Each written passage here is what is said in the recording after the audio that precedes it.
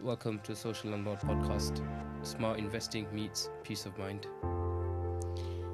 Today we're back with Mo and Ayub from our first and second podcast to go into a little bit more detail about some of the answers that gave us the first time around. We're hoping to invite a limited number of people.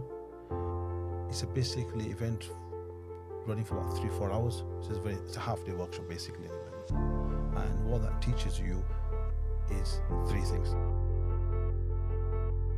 So I think there's great opportunities there for those that are interested in passive income. We've simplified investments into 3 simple steps.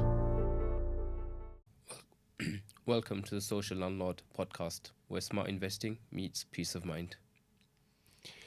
Today we're back with Ayub and Mo. They joined us in our first and second podcast interviews. We just want to go in a little bit more depth today into some of the answers that they gave us the first time around. Mo, Ayub, thank you for joining us again. Something that we've been getting asked a lot online after the first podcast was aired was to do with your questions regards compliance. So compliance is a big thing for investors and landlords at the minute, and with new rules and regs coming into place, more and more people are just completely unaware of what it is that they need to ensure that they're still meeting the correct standards. Something that we have noted is that a lot of standards that yourself and Silks have already been following for social housing are now being implemented into the private rental sector, such as decent home standards and things like that. That's correct.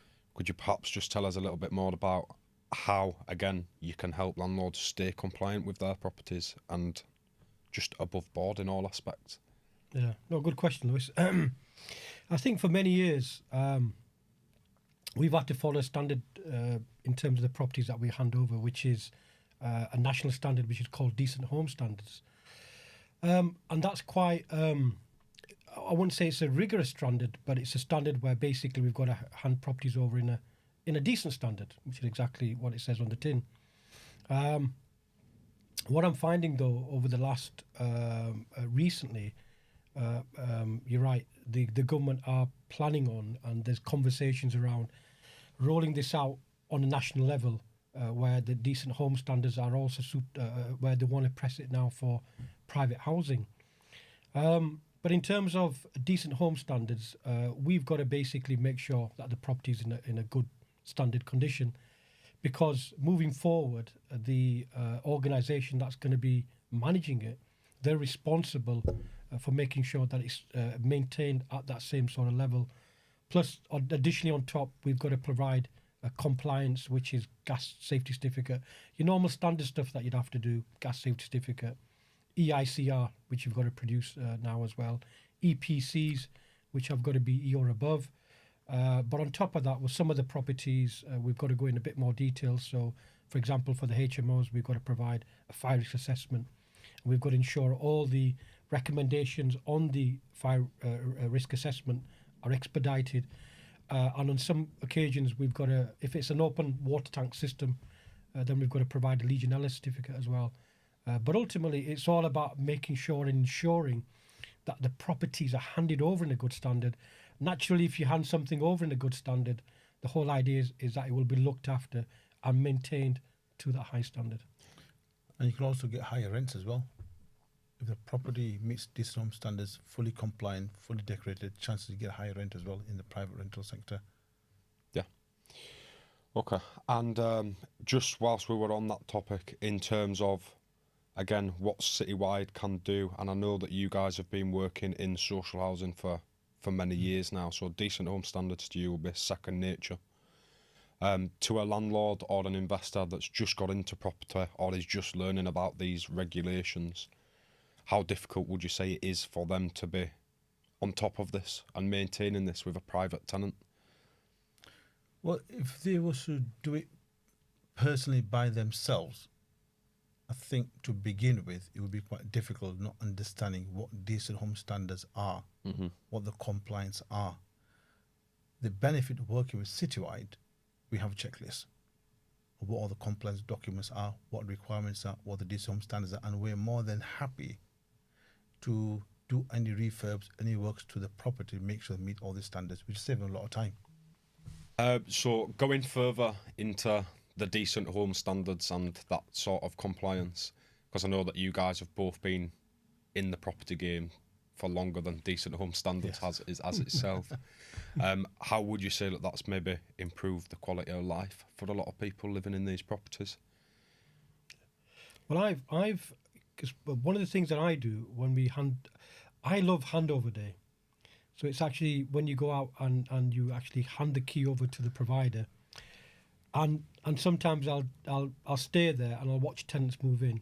It's just a great feeling seeing what difference it makes to these tenants, because some of these tenants have come from maybe non-privileged backgrounds. They've come from backgrounds where they've had issues for whatever reason. They may have been sofa surfing or they may have had various issues, and then to actually go into an accommodation which they can actually call their own house is very, very motivating for some of these people. So I think it's a great feeling for me when we hand properties over and we see the smile on these people's faces, we see them move in, and we see them taking over what we would call a house is now a home for these people. So I think we make a massive difference to these people out there. Very fulfilling.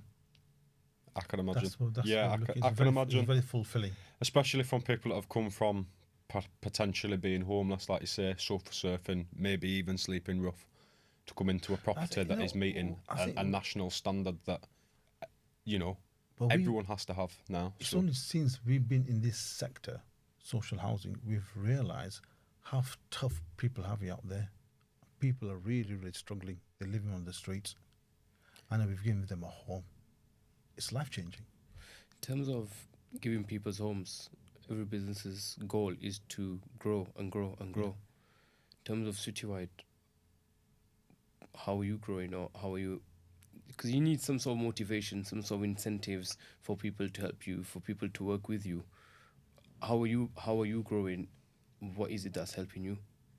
I think one of the reasons of what's helping us grow is to work with, or aspire to work with, other agents where they can come on board with our program and assist with us educating them, in inverted commas, and showing them the benefits of these kind of leases and how that can benefit their business.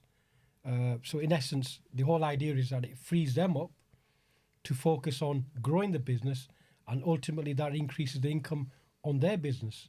And at the same time, it's allowing us to grow and expand as well. So I think for us, it's working with like-minded people and educating those people and collectively growing together.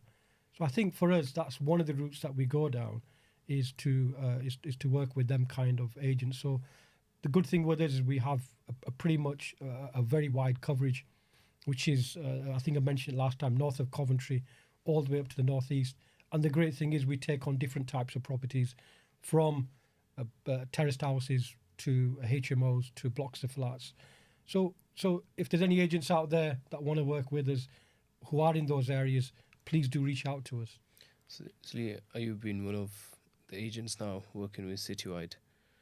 How has that benefited you, in a sense of what Mo just tried to pitch? Not just as an agent, but as a private landlord as well. As a letting agent for the last 20 years, I've identified the problems that landlords face. And one of the key problems and key stress and headaches that landlords are facing are the rising cost of maintenance issues, number one. Number two, rents not being paid and voids, and the difficulty of evicting tenants. Working with Citywide, with a social housing provider, with a long-term lease, we've eradicated the issue of maintenance. That's the first thing. Second thing, there are no voids. And for Silks Estates, it's given us so much time now, because we're not dealing with the maintenance issues, we're not dealing with the rents, we're still getting the same monthly management commission which we get previously anyway. But we're saving a lot more time, which is allowing us to focus a lot more on growing the business by bringing in more investors to the company, purchasing more investment properties as well, getting more landlords, getting them to rent their properties to the social housing sector. Huge You bonus. mentioned it frees up your time. So how many holidays have you had in the past year? Well, it was this year I've been once How so many far. times have you been away? Well, I've been away once this year. I've just come back from 2 weeks. Hopefully, going back in the next couple of months' time as well. But it's not about. But, It's not about. I think it's not about. For me personally, it's not about the holidays. It's like it's what I'm really passionate about. And for me, in my life's purpose has always been doing something which is making a difference to people's life, doing something which is fulfilling. And there's a great quote I read somewhere that success without fulfillment is the ultimate failure. Doing something which is fulfilling, like Mo just said, it's very fulfilling on the handover day to see the tenants moving in, to see they found a home. And over the last several years, we have now, about 140, 150 units or more Sure. in the last 2 years. Sure. And our goal is hopefully by 2026, get that figure at least to about something like 400 to 500. So what? And that's the difference we're making to all these people's lives. They've got a home. So one thing I've actually been doing is I've been speaking to Ahmed, and I know he's not here today because he's got prior commitments. But I've been speaking to him about all the properties that just specifically Citywide Housing has got on management. Yeah. At the minute, you've got over 400 properties on management, varying between 2, 3, 4 bed Yeah. family houses and then 4 to 8 bedroom HMOs. Based on bedrooms, you guys are actually housing over 1,450 vulnerable adults, children and tenants throughout these properties. Knowing that you've got these people from a much worse situation and are now living in a bare minimum of decent home standards, which you know yourself you would live in yourself, does it make you feel fulfilled knowing that you've got nearly 1,500 people out of a much, much worse situation than they're in at the minute? Most definitely. Yeah. Well, from my perspective, I'd like to think of ourselves as a social impact organisation.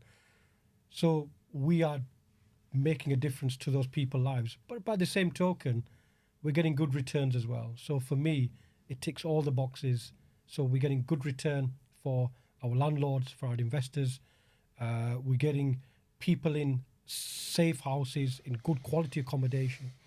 And on top of that, we know that we're making a genuine difference to someone's life. So for us, it does allow me to sleep at night, and I get a good night's sleep as well. I think now. for a religious perspective as well, it helps give back, doesn't it? Giving back. A way of something that you're contributing, where you're helping the less privileged, giving back to society. It helps, like say, helps you sleep at night. Yeah, Another yeah. reason too as well. Yeah, yeah. But in terms of Ayub, this one's for you. You mentioned you frees up your time. Is there something that you're doing to make yourself busy now that a lot of time is going with Citywide? Yes, so the time, I'm spending a lot more time now on coaching and mentoring, basically, using my 20 years experience in property to helping people create wealth. That's what's been a lot more time. So we have started with more work with me as my partner. We've had several events last year as well. We had workshops to educate people how to create wealth from property. And I believe that everybody has a right to be wealthy. You owe it to your future self. Yes, the truth is, people are lazy. And I tell my clients as well, you need to ask yourself the question, and this is what if question. The question is this: what if you live till the age of 80 or 90? Who's going to look after you? What, the government? No. Do you think you can rely on the government? No. No. Friends and family? Slightly not. Not if you're 80 or 90. Yeah. Who's going to look after you? So it's not too late. If you can start investing in yourself right now, if you can start building some sort of passive income, whether it be from property, whether it be from businesses, whether it be from stocks and shares, you need to do it for your future self. Because the question is, what if you live till 80 or 90? Who's going to provide for you? As long as your health is fine, you might do something. If your health is not very good, then there's health costs as well. So this should be the motivator, and this is what I'm doing right now with the help of more educating people on creating wealth from property investments. And I think, and I may be wrong, but I'm sure that we've discussed you've got an upcoming event. We have an event coming up in Leicester sometime in May. Right, okay. you want to tell us a little bit more about that? What are you doing there? So the event will come sometime in May. We're hoping to invite a limited number of people. It's a basically event running for about 3-4 hours. It's a half-day workshop basically anyway. And what that teaches you is 3 things. I've simplified investments into 3 simple steps. The first one, mindset. Most people have limited beliefs or a mental block. 80% is psychology and 20% is just what you do. Get the psychology right. Have the right mindset. Get rid of any mental blocks or limited beliefs, which we can help you do that. Number 2, understanding the different types of investment strategies. Most people are aware of a buy to let. We know, with our knowledge gives you creativity. This buy to lets, below market value, buy default refinance, HMOs, blocks of flats, JVs, so many different types of investment strategies. This is what we teach. And the last step is just taking action. And this is where people fail. You may be the most knowledgeable person in property. If you don't take daily consistent action, if you don't have a structure and a strategy, you'll never move forward. So more off camera, we had a brief conversation. You mentioned how initially Citywide started off handling single units and fulfilling requirements of social housing providers. But lately, maybe over the last year or so, you've started becoming social housing developers. To your average investor, how is this of interest to them, and how does the social housing development side benefit Citywide? Yeah. No, good question, Fayaz. Naturally, what's happened is as we've grown and evolved, I've pushed myself, and I encourage those around me to push yourself, because ultimately it's about breaking the barriers. It's about putting yourself out there and improving yourself. So for us, as our relationships with our providers have increased, we've been approached by different organisations, and they've asked us to provide them something that's a lot more bespoke. So over the last, I would say, probably about 3 to 4 years now, we've developed a number of schemes that have specifically been commissioned by organisations and that have been commissioned by the local authorities. So in turn, what that does is it allows us to develop a bit more of a bespoke product, and in return for that, we'll get a long lease, typically 15, 20 years. We'll get a full repairing lease, and on top of that, we also get annual increases. So for me, they are great. It's a great place to be at, and in return, we're finding that we've got clients that like the idea of long-term passive income, that like the idea of a fantastic return. It could be 8, 9, sometimes 10%, depending on the areas. And on top of that, I think it's fantastic because with some of these organisations, it's a full maintenance and repair lease and insure lease. So they pay for the insurance, they will upkeep the property.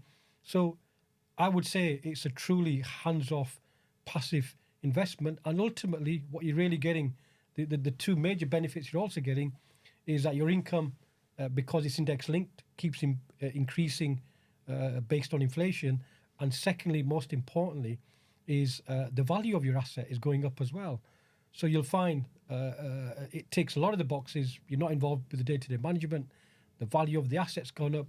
Your rents have gone up traditionally on an annual basis. Your yields are fantastic. So I think there's great opportunities there for those that are interested in passive income coming in that respect. What would they be buying in a sense? Are you doing developments? Are they doing the developments? Are they buying a turnkey? What is it that you're... So typically we develop blocks of flats, which are typically between 6 and 12 units. We'll develop flats that have a generous proportion size. So they're all over at least 42 to 45 metres squared. They're all fully self-contained as well. And we also look for developments where we've got on-site car parking. We'll create either a flat for staff, because staff will be in the building 24/7, or we'll create an office space inside the building. And in essence, like I said, it's a standalone building we generally tend to go for standalone buildings as well. And in that perspective, like I said, long-term wise, you've got. We also target. The other interesting that we try to focus on is areas where there is potential capital growth as well. So in that respects, you've got the benefit of that as well. And I think, well, I don't think I know, because myself and Fayaz visited earlier this week. We are, or you are, just completing on a development at the moment Yeah. for a former pub. That's right, yeah. You've just turned that into 7 self-contained apartments, and from having a look, these are probably twice, if not 3 times, the size of the first apartment I was renting out, and of a much nicer standard than they were, even to myself as a private tenant. This one's now been handed over on a 15-year lease. That's right. Can you tell us a little bit more about that one? Because we haven't disclosed any figures for this, Yeah. rental figures or anything like that. We've just shown the, potential watchers Yeah. what it is we're actually handing over and the sort of standard that you're trying to push. So for that, we've basically refurbished the whole building internally and externally. We've put in situ a 15-year lease that's got annual increases that are inflation linked as well. The tenant pays for the insurance. The tenant also is responsible for the upkeep and maintenance, both internally and externally. And the tenant also has agreed to set aside 7% of the rental amount, which is £69,120. And that is for 7 flats, of which there are 4 one-bedrooms, 2 two-bedrooms, and 1 three-bedroom. So the income is £69,120, of which 7% is set aside to cover any voids or dilapidations. And then we've been quite fortunate. We've had an investor who's approached us who wants to buy, and we've agreed on a sale price, which is giving them a net yield of 9.6%, which I think is absolutely amazing. Typically, for new investors listening, what kind of returns can they expect, and what type of price range would they need to be at to buy? Like Mo just to buy mentioned, these? no, it's not just a 15-year lease. What you have to realise that this property in Blackburn, each flat we get nearly approximately £10,000 a year rent, approximately. Now the market rent for the private market is only about 6,000. So we've not only given them the long-term lease, but we've also increased the rent massively, giving the investor a lot of security as well. And typically, any investor who buys one of these deals from ourselves, well, they're looking for net yields between 9 to 9.5% net on a full repairing insurance lease. Something I want to add to that. The last project we did in Derby, the provider we work with, who was a reputable supported living provider, is so impressed with the project, they actually, showcase that property as their flagship property. That's right. They're totally impressed. So, like Mo mentioned, we do go a long way to make sure we give a quality project at the end. Yeah. And there's so many investors out there, if you look at invest, and we have what I call a quality problem. So here's the issue we have, and I call it a quality problem. Well, we have this project, we might get 4 or 5 projects a year, but we have multiple investors that are interested. And the problem is, who do we give it to? So if there are people that are interested, I would suggest that, get in touch with ourselves. I think just picking up on Ayub's point, I think it's important for us, like we said at the beginning, we're an ethical organisation. We follow certain rules that we've set ourselves internally. And it's important for us that we don't take shortcuts. Yeah. We do a job to a very high standard. We don't take no shortcuts. We use the best contractors out there that have been working with us for a number of years. We set the bar very, very high. Yeah. So for somebody who's been working with other developers to come to us and say, you know what, guys, you've sent the benchmark here. For us, it makes us feel very proud. But you know what? It's standard for us. In terms of investing, slightly touched upon there. What would somebody need you to invest in property? Can they come on and say, look, this is £10,000, £20,000, because you see a lot of social housing schemes. Can they come and say, here's £20,000? Is it a consortium type, or is it an investment onto yourself? I always say, first place to invest is invest in the knowledge. The knowledge will give you creativity. And the amazing thing is this. There's a myth out there. I've mentioned this before as well. People feel that they have to have money to invest in property. The projects we are doing, we're doing projects with investors. But all the money is invested by investors. The reason why they come to ourselves is because we do give a lot of value. We have the experience, we have the knowledge. So if anyone wants to start in property, the first place they want to start is investing in the knowledge. Come talk to us, learn from us. We're happy to teach people how to invest in property, where to invest in property as well, and finding the right investment strategy. Not everybody benefits from having cash sat in the bank. Not everybody has that privilege. Most people do not have the money to put a deposit down. So that stops them from investing in property. Hence I said that's a mental block.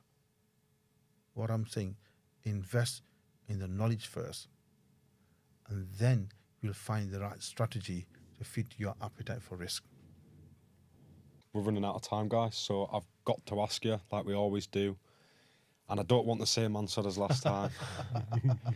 If you could go back to your 25-year-old self and give yourself one piece of advice to save yourself some pain other than buying a TVR, what would this advice be?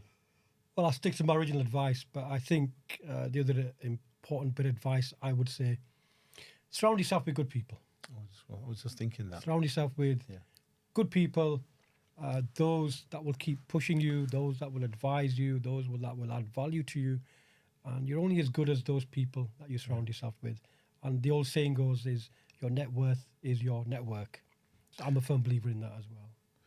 I'd have to agree with Mo there, because last time you asked me that question, I did say get a mentor or a coach, which I still think is very important. But I think equally, surround yourself with a good team, because I myself have seen the benefit of growth over the last few years teaming with Citywide, and I've seen the difference. Good. Lovely. Thank you very much for watching today. Wherever you are watching your podcasts, make sure to like and subscribe for a notification when the next episode drops.